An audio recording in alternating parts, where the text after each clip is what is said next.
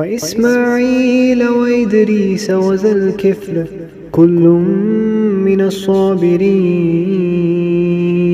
وأدخلناهم في رحمتنا إنهم من الصالحين. اعوذ باللہ من الشیطان الرجیم بسم اللہ الرحمن الرحیم ربی اشرح لی صدری ویسر لی امری واحلل عقدۃ من لسانی یفقہوا قولی. السلام علیکم ورحمۃ اللہ وبرکاتہ.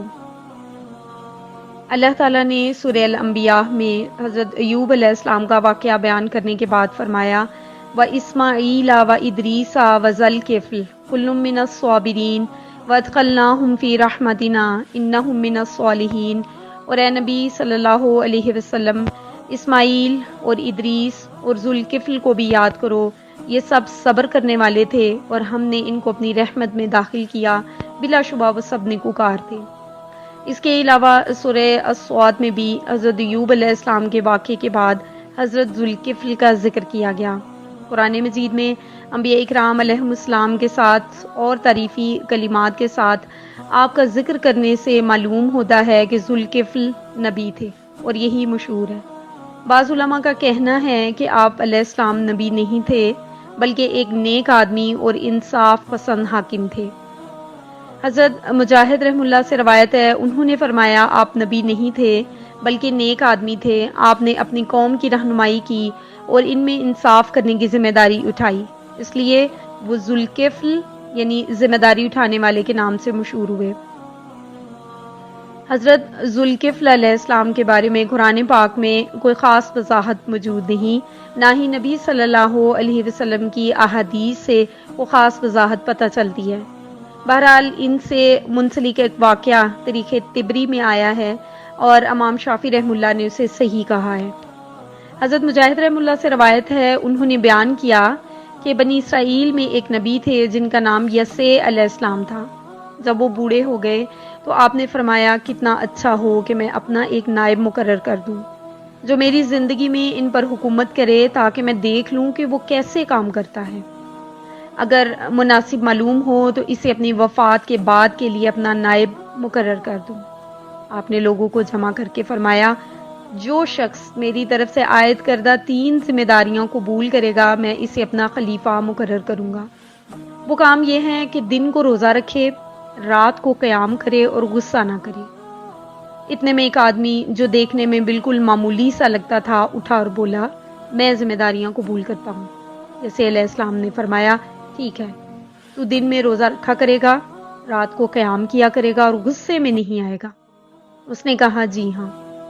اس دن آپ نے اسے واپس کر دیا اور اپنا خلیفہ نامزد نہیں کیا. دوسرے دن آپ نے پھر یہی اعلان فرمایا، سب لوگ خاموش رہے. وہی آدمی اٹھا اور اس نے کہا کہ میں یہ کام کروں گا. آپ نے اسے اپنا خلیفہ مقرر کر دیا. ابلیس شیطانوں سے کہتا تھا اس شخص کو قابو کرو، لیکن سب شیطان اسے گمراہ کرنے میں اور اس سے وعدے کے برعکس کوئی کام کرانے میں ناکام ہو گئے. ابلیس نے کہا اچھا مجھے اس سے خود نپٹنے دو، یعنی ذوالکفل سے. ابلیس ایک انتہائی بوڑھا فقیر بن کر آپ کے پاس اس وقت آیا جب آپ دوپہر کے وقت آرام کرنے کے لیے لیٹ گئے تھے. آپ دن رات میں صرف ایک بار اسی وقت سویا کرتے تھے. اس نے دروازہ کھٹکھٹایا. آپ نے فرمایا کون ہے؟ اس نے کہا ایک مظلوم ضعیف بوڑھا ہوں. آپ اٹھ کر گئے اور دروازہ کھول دیا اور وہ اپنی کہانی سنانے لگا. اس نے کہا میرا اپنی قوم کے لوگوں سے جھگڑا چل رہا ہے، انہوں نے مجھ پر ظلم کیا ہے اور یہ کیا ہے وہ کیا ہے. وہ بات کو طول دیتا چلا گیا حتیٰ کہ آرام کا وقت گزر گیا اور عدالت میں جانے کا وقت ہو گیا. آپ نے بوڑھے سے فرمایا جب میں عدالت میں بیٹھوں گا تو تجھے تیرا حق دلوا دوں گا. آپ عدالت میں آ کر اپنے مقام پر بیٹھ گئے. آپ نے ادھر ادھر دیکھا مگر بوڑھا کہیں نظر نہ آیا. اگلے دن بھی آپ لوگوں کے مقدمات سننے اور فیصلے کرنے میں مصروف رہے اور اس بوڑھے کا انتظار کرتے رہے لیکن وہ نظر نہیں آیا. جب آپ واپس آ کر بستر پر کے لولے کے لیے لیٹے تو وہ آ کر دروازہ کھٹکھٹانے لگا. آپ نے فرمایا کون ہے؟ اس نے کہا وہی مظلوم ضعیف بوڑھا ہوں.